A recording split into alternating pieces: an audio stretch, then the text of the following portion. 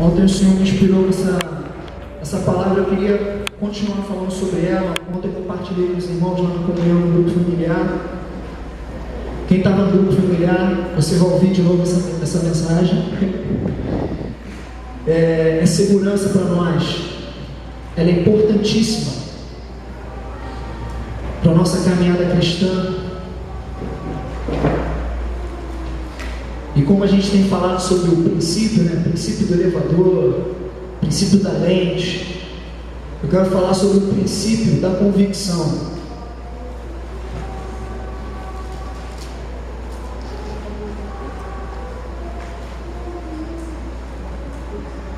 Primeira Tessalonicenses, capítulo 1. Deixa ele aberto, nós já vamos ler. A convicção é o que direciona a nossa vida para qualquer área que nós quisermos, seja ela ruim ou seja ela boa, negativa ou positiva. A convicção é o que vai mover alguém. Uma pessoa que fala acerca de um determinado assunto ou trabalha em uma determinada profissão e ela não tem convicção daquilo que ela faz, ela não vai ser um profissional, ela não vai ser uma pessoa que vai desempenhar aquilo ali com eficácia. Porque a convicção é o que faz com que aquilo que nós fazemos ou aquilo que nós falamos, ela tenha uma propriedade, tenha uma certa base, tenha uma certa estrutura. Eu poderia de repente falar sobre a área de saúde? Mas a Pedra está aqui, ela falaria com muito mais propriedade do que eu sobre determinados assuntos. Talvez eu chegaria com uma falsa convicção e falar sobre determinados assuntos da área de saúde, mas eu não tenho informação sobre isso. Mas a Pedra, que é uma enfermeira, técnica de enfermagem, né? Ela trabalha com isso, ela vai falar com muito mais propriedade sobre esse assunto. O Giliard ali, ó, irmão ali da Protection, é um exímio vendedor, né? A gente estava conversando e ele falou: o que é mesmo? Se mandar vender ovo podre, ele vendia. Me bota para vender ovo podre, eu vou vender ovo podre. O cara vai falar com convicção daquilo ali, ele vai pegar o ovo podre, ele vai achar um negócio e ele vai conseguir vender. Ontem eu estava vendo aquele Aprendiz. Quem já viu Aprendiz? Excelente programa, principalmente os adolescentes aí, jovens. Excelente programa para se ver. Melhor reality show que tem. E a gente pelo menos aprende algumas coisas ali. Aí o Roberto Justo estava falando sobre... Eu não sei muita informação sobre isso, mas um cara que ele conseguiu montar a casa dele a partir de troca. Ele começou trocando coisas, ele ajeitou a casa dele.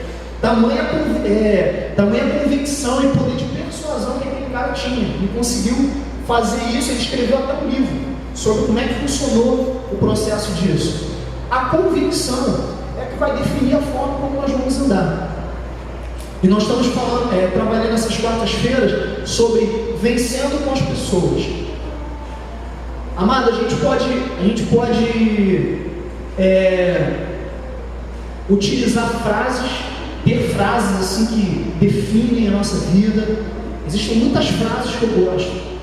Tem frases que você talvez goste de autores conhecidos. Nós estamos estudando um livro do John Maxwell. Mas o que vai definir a nossa vida como cristão, como igreja do Senhor, não são as frases de efeito, é a palavra do Senhor. A palavra do Senhor, ela tem um poder para transformar a nossa mentalidade, para transformar a nossa conduta e mudar as nossas atitudes. Talvez você não consiga pregar o Evangelho para alguém provando com fatos. Chegar e me prova que Deus existe. Talvez não tem como provar. Mas a tua vida é uma prova de que Deus existe. Porque talvez num outro momento da tua vida, da minha vida, da nossa vida, como fala em Efésios, em outro tempo nós andávamos em trevas. Caramba, pessoas completamente loucas nessa vida, nesse mundo, nesse globo, foram transformadas por causa da palavra do Senhor. A palavra entrou no coração e aquele coração recebeu e mudou mudou completamente a forma como aquela pessoa estava andando. A palavra do Senhor gerou fé, gerou uma certeza, gerou uma convicção, e essa convicção fez com que o caminho daquela pessoa mudasse, o caminho daquela pessoa fosse alterado. Então, a convicção, ela é vital para a nossa vida. A convicção, ela é importantíssima para aquilo que você e eu cremos. Se nós somos pessoas que não têm convicção sobre o chão que nós estamos pisando, a gente pode estar sem perceber andando sobre um chão de vidro, e esse chão pode quebrar, e a nossa vida pode desmoronar. De tempo em tempo a gente tem que fazer uma análise e saber qual é o chão que eu estou pisando, porque qual o lugar que eu estou andando. Tem um texto, né, Jesus, ele fala uma parábola sobre isso, sobre o insensato e sobre o prudente, que o insensato, ele é semelhante a alguém que construiu a sua casa sobre areia. Aí veio chuva e tempestade caiu, porque estava sobre areia. Mas o prudente, ele construiu a sua casa sobre a rocha. Veio chuva, veio tempestade e a casa não caiu, ela estava sobre a rocha. E de tempo em tempo na nossa vida, nós precisamos fazer isso. Ó. Andando aqui, ó, mas tem que fazer isso aqui, ó. Olhar. Porque muitas das vezes nós começamos muito bem na rocha e daqui a pouquinho a gente está andando sobre a areia. E toda a estrutura que nós estamos preparando para a nossa vida pode desmoronar, porque simplesmente não observamos que chão nós estamos pisando. Ou seja, em algum momento da nossa vida a gente pode deixar de ouvir e praticar a palavra do Senhor. E a partir desse momento, o nosso chão se torna areia. Então nós precisamos ter convicção. E essa convicção, amado, como é que ela vai ser gerada? Através do Senhor. Ele é o Senhor da igreja. Ele é o Senhor da tua vida, da nossa vida, como nós cantamos aqui. O centro de tudo és tu, Jesus. Então, hoje, muitas pessoas estão baseando a sua fé e as suas convicções em coisas, pessoas, autores, livros, frases. As frases, como nós estamos falando aqui, as frases, elas não vão mudar a nossa vida, mano. A palavra do Senhor diz assim, olha, conhecereis a verdade vos libertará. Como eu estava falando, eu tenho muitas frases, tenho muitos autores, muitas pessoas que eu admiro, que eu tenho uma admiração, mas essas pessoas, elas não têm o poder de transformar o meu caráter. Não tem. E se a minha fé estiver firmada nessas pessoas, nessas coisas, nesses autores, nessas frases, hoje eu vou ler uma frase para poder me animar. Vai ler uma frase lá. De repente você já tem até os seus favoritos lá no seu navegador, um site de frases. Qual é a frase que eu vou ler hoje? Amado, melhor coisa que você pode fazer diariamente para poder transformar a tua vida dia após dia é a palavra do Senhor. E por que nós estamos falando isso? Vencer sobre pessoas. Por que é importante? Por que é importante a gente entender isso? Porque muitas das vezes a gente vai ficar focado no método. E são importantes, essas são as instruções que o Senhor está trazendo para a nossa vida. Mas nós não podemos basear a nossa vida em métodos. É o Espírito Santo que Ele vai regendo. Ele é o método da minha vida, Ele é o método diário. Às vezes o que funcionou para você não vai funcionar para o irmão daquele mesmo jeito. E muitas das vezes a gente vai pegar aquele método e tentar estampar aquele método na vida do irmão. Mas alguns princípios fundamentais a palavra do Senhor tem. Mas eu não posso aplicar métodos na minha caminhada e na vida do meu irmão. Eles são importantes, eles podem trazer uma organização para o meu pensamento, mas o método principal da minha vida deve ser o Espírito Santo falando ao meu coração, falando ao meu ouvido, direcionando os meus passos. E quando se fala, amado, de relacionamento, vencendo com as pessoas, que é o que nós estamos falando aqui, esse é um dos principais padrões ensinados por Jesus. O ministério de Jesus, ele vem todo constituindo, separando, preparando para ser levantada a igreja. E a Bíblia fala que ele foi constituído como o cabeça da igreja, dessa igreja.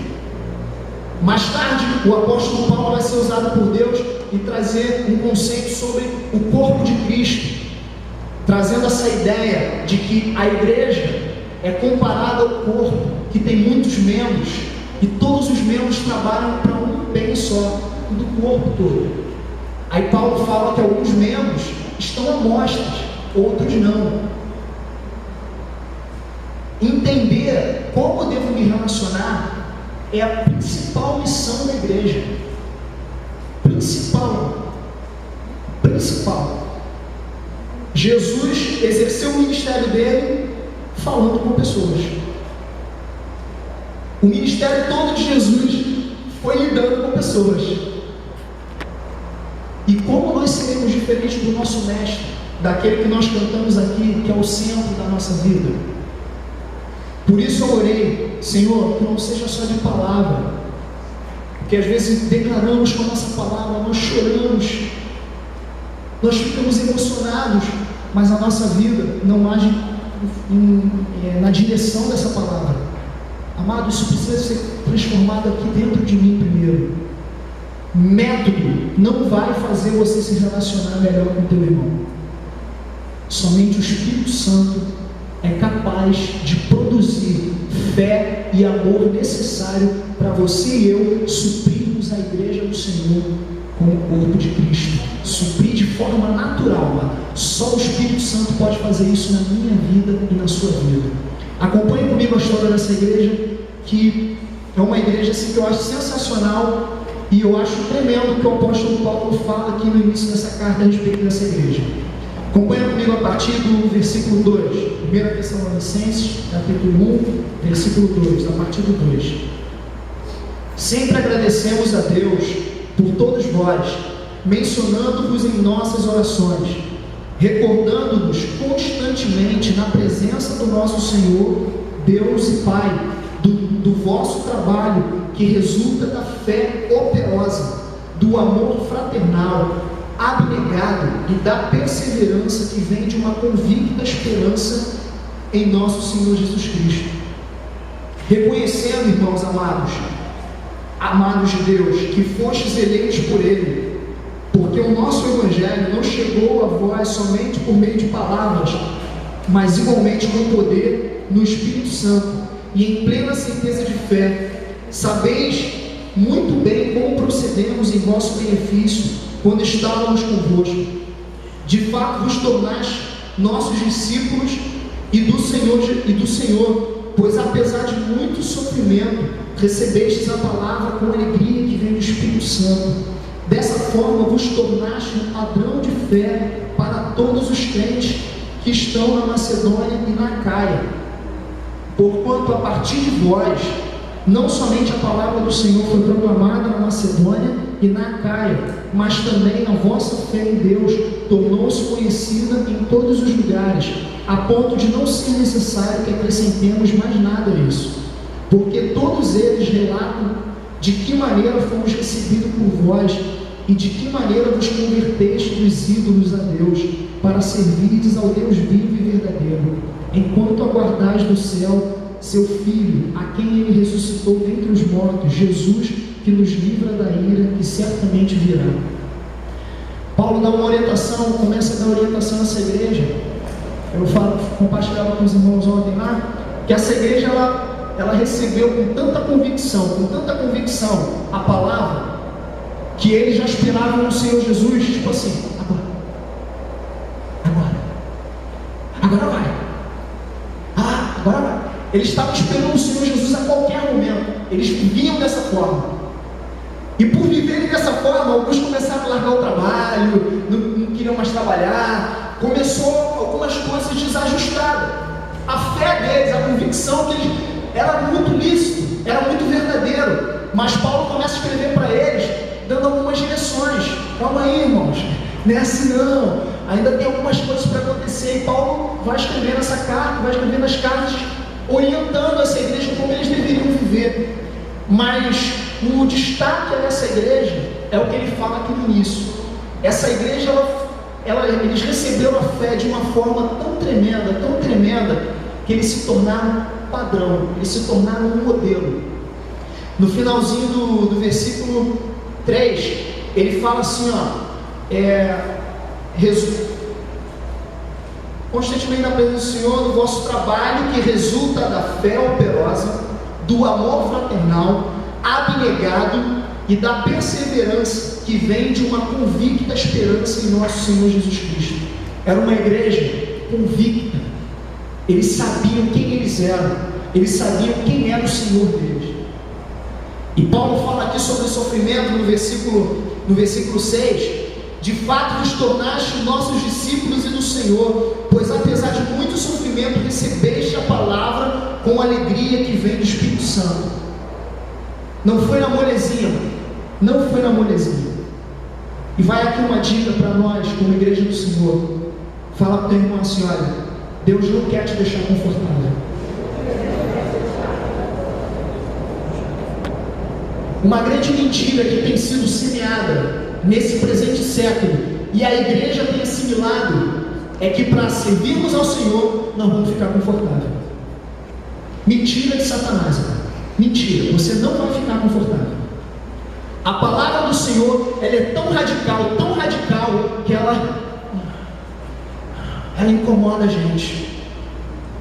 Se existe um coração quebrantado, se existe um coração sedento, jamais vai ouvir a palavra do Senhor e vai ficar tudo bem, tudo em paz.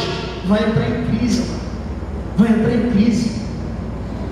Tem momentos que tu vai orar, tem momentos que você vai buscar o Senhor, você não vai sentir nada. Tamanha batalha espiritual, tamanha opressão na tua mente.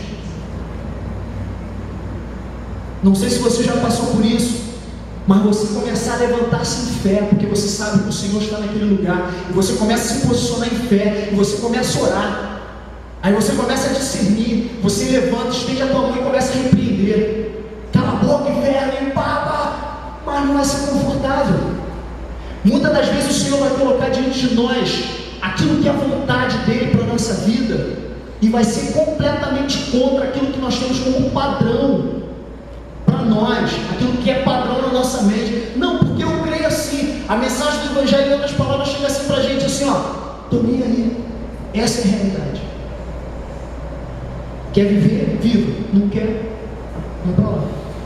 Agora, dizer que é discípulo de Jesus é ser exercitado nessa convicção que mesmo em sofrimento eu sou discípulo dele, mesmo que tenha se levante circunstâncias, mesmo que se levante furacão, tufão, tempestade, gigante me afrontando, pessoas me afrontando, gente me caluniando, mesmo assim a minha convicção está no Senhor. E a palavra do Senhor diz que eu devo andar no amor fraternal, que se eu me tornar um com a igreja, com os meus irmãos, assim como Jesus é um, então aí o mundo vai conhecer. Então essa é a minha missão, Senhor. Então eu vou, e segue.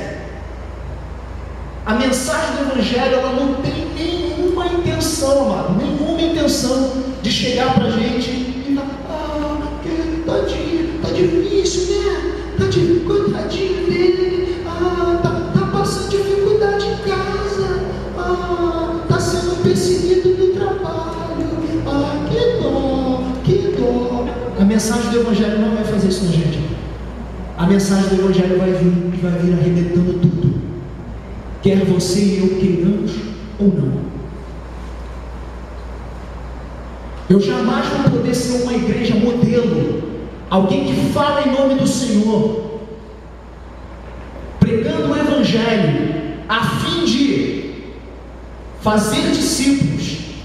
E fazer discípulos é ensinando-os a guardar todas as coisas que o Senhor nos ordenou. Fazer discípulo não é dar estudo bíblico. A igreja do Senhor, muitas das vezes, estou discipulando, aí vou dar estudo bíblico, mas o cara ele não vive aquilo que Jesus ensinou. Ser discípulo e fazer discípulo é eu seguir ensinando aquele meu novo irmão em Cristo, ensinando aquela pessoa que está se chegando para a mensagem do Evangelho, ensinando ele a guardar, foi Jesus que falou, todas as coisas que ele nos ordenou, todas as coisas que ele nos ensinou. Então, amado, eu só posso ser uma igreja eficaz se eu ando debaixo de uma convicção, mesmo contra todas as circunstâncias que se levantam contra a minha pessoa. Independente do que está acontecendo, independente se eu estou sofrendo, independente se eu estou sendo perseguido, independente de todas as coisas. E nós estamos falando dentro desse contexto aqui, amado. O contexto em que o apóstolo Paulo escrevia essas cartas era o contexto de cadeia. Nós pegamos criamos jargões, frases gospels das cartas do apóstolo Paulo. Posso todas as coisas daquele que me fortalece. Vai ver como é que o irmão escreveu aquilo. Vários livros da Bíblia, amado, foram escritos com sangue de gente inocente, gente que estava entregando a sua vida para servir a Deus. E nós lemos e achamos que são frases de efeito. É muito lindo, toca muito meu coração esse texto. E o que esse texto está transformando na minha vida e no meu caráter? Essa igreja, amado, eles se tornaram um padrão de fé. Eles se tornaram um padrão de fé, mas era uma fé operosa, era uma fé gostosa, era uma fé viva. Não era aquela fé, e aí, irmão, tá indo, tô tentando, vai dar tudo certo. Deus está trabalhando na minha vida, mano. Deus está trabalhando na minha vida, porque Deus tem me cercado de algumas pessoas que, para mexer com a minha fé, amado, levanta a cabeça. E a pessoa não está percebendo. Deus me dotou de alguns irmãos assim que eu estou cuidando.